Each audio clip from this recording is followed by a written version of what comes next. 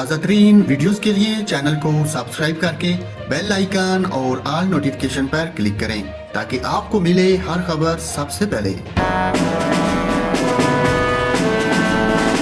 सूबाई असम्बली के 20 हलकों में होने वाले ज़िमनी इलेक्शन में पोलिंग के बाद वोट शुमारी जारी है। अब तक के गैर सरकारी गैर हतमी नतैज में तहरीक इंसाफ की 16 नशिस्तों पर बढ़तरी है। मुस्लिम लीग नून 3 सीटों पर आगे, एक नशिस्त पर आज़ाद उम्मीदवार को बढ़तरी हासिल है। शाहमून कुरैशी के साहबजादे ने पंजाब असम्बली की नशिस्त जीत ली।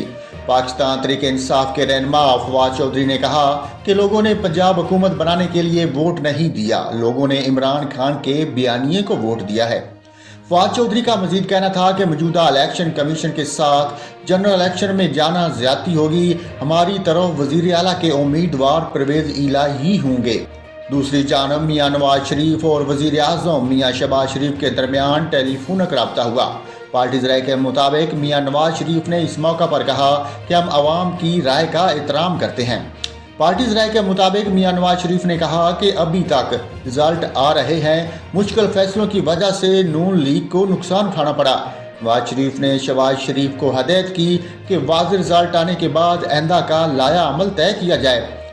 नवाज शरीफ ने शहबाज शरीफ को हदायत की कि पंजाब के ज़िमनी इंतखाबात में वाज़ेह तौर पर शिकस्त के बाद मुस्लिम लीग नवाज का आला सतह का इजलास फौरी तौर पर बुलाया जाए। राय के मुताबिक मुस्लिम लीग नून पार्टी का खसूसी इजलास कल तलब कर लिया गया है।